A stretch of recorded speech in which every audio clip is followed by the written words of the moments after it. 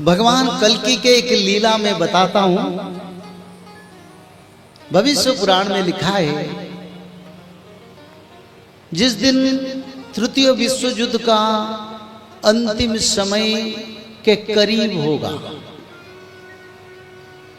उसी दिन भगवान कल्कि उड़ीसा में अवस्थान करते होंगे।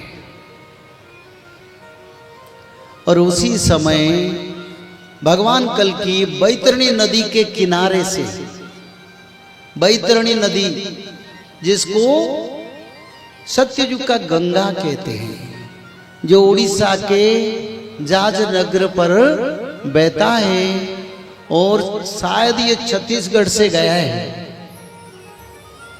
तो ये जो नदी है, उस नदी के किनारे भगवान कल्कि 9000 भक्त के साथ गंगा स्नान करके भक्त लोग भगवान कल्कि को लेके उड़ीसा में छतिया धाम की ओर लाएंगे। एक धाम है छतिया धाम, जहाँ जगन्नाथ जाएंगे, ये लिखा है शास्त्र में। पर भगवान उसी स्थान को नहीं जाएंगे, बोले मैं बड़चना में रहूंगा। तो छतिया वट से कुछ दूर, जगन्नाथ जी से कुछ दूर कल्कि भगवान रह जाएंगे। 9000 भक्त उनके साथ उसी समय होंगे।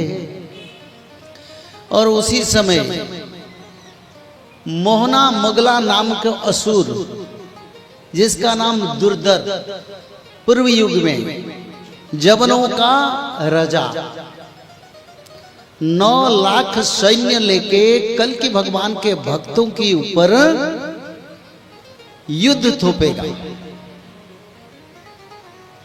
तो उसी समय प्रभु पहले ललाट केसरी नाम के एक राजा को भेजेंगे, बोले जाओ उनसे युद्ध करो। उनका संख्या 9 लाख, वो अकेला जाएंगे और कुछ भक्त भी जाएंगे। पर वो युद्ध में उनको पराजय नहीं कर पाएंगे और आके ठाकुर जी को बोलेंगे, प्रभु हम उसको विजय नहीं कर पाया, उनका शक्ति बड़ा भारी है। उनका संख्या 9 लाख मुस्लिम और चाइना सैन्य।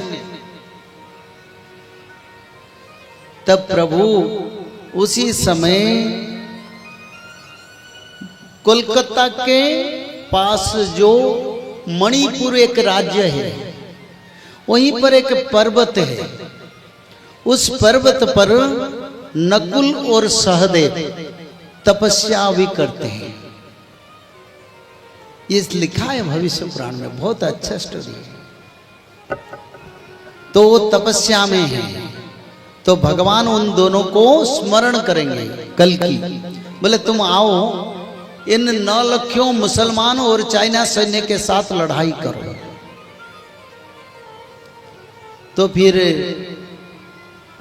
नकुल सहदेव दोनों आएंगे और उनके साथ भी अश्वत्थामा और शल्य उस पर्वत के उत्तर दिशा में तपस्या में है, वो भी उनके साथ आएंगे।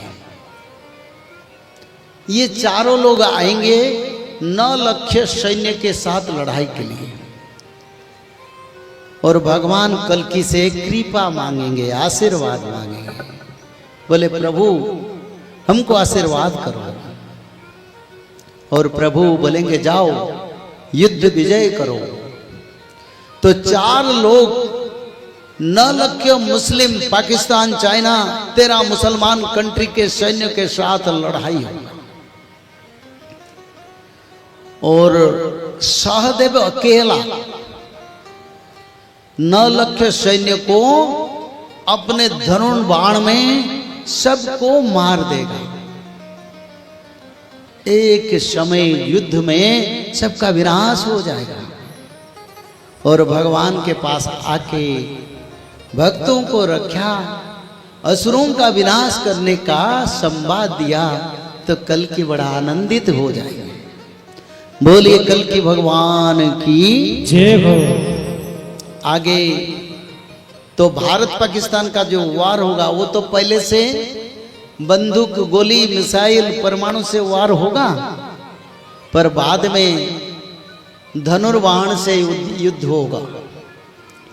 सप्तरथी, 5 पांडव, 12 गोपाल, 64 सिद्ध ऋषि, बस इतना लोग को वार करके सारा विश्व को विनाश कर सकते हैं। बोलिए जगन्नाथ भगवान की जय हो। तो इसीलिए भगवान कल्कि के ध्वजा क्या रहेगा, ध्वजा कैसा होगा, ये लिखा है शास्त्र में।